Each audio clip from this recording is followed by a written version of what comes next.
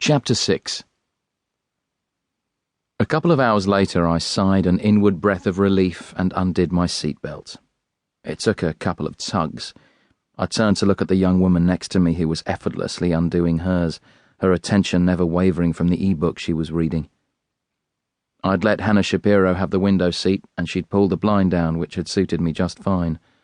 A little bit of turbulence had been predicted, and the fasten seatbelt sign had lit up. I'd got mine on a lot quicker than it took to get it off. Luckily, the threatened turbulence hadn't arrived. I craned my head to look at the book that Hannah was engrossed in. "What are you reading?" I asked her. She didn't look up. "The Beautiful and the Damned," she said. "Tender is the Night is my favourite novel," I said. She looked up then, surprised. "Really?" "Really. And I know what you're thinking." "And what's that?" "That a big man has no time really to do anything but just sit and be big." There was a slight crack in the corner of her mouth. It might even have been a smile.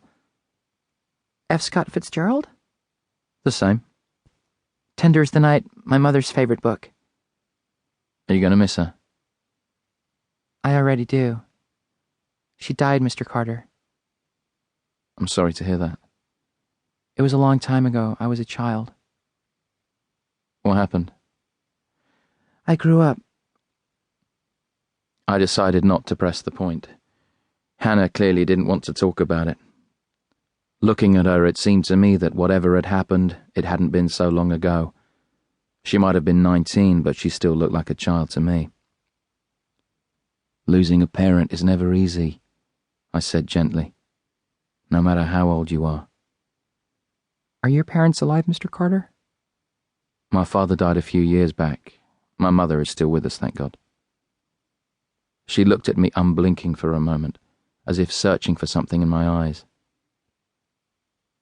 You should thank God indeed. You must cherish her, Mr. Carter, she said finally. There is nothing in life more precious than your mother. I do, I said, feeling a little guilty.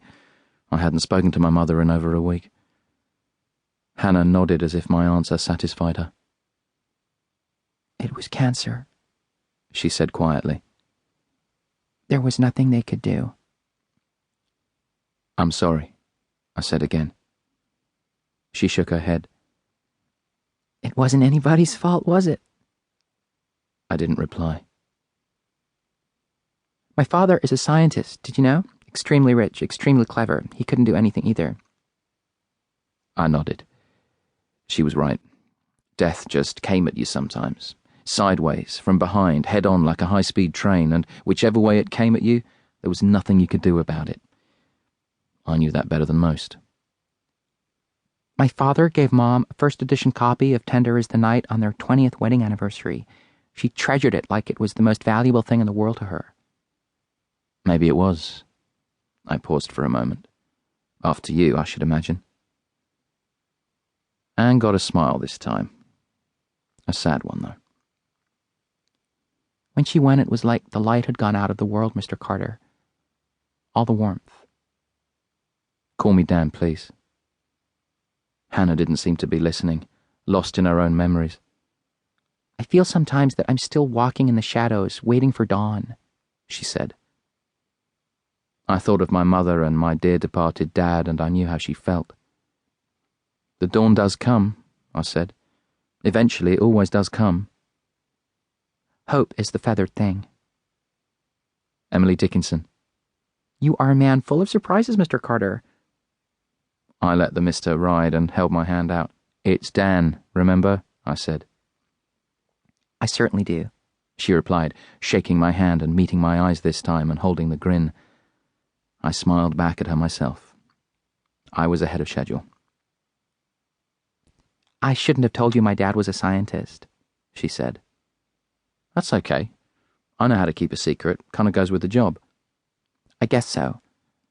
I didn't know they had private detectives in England. I thought it was all bobbies in police boxes.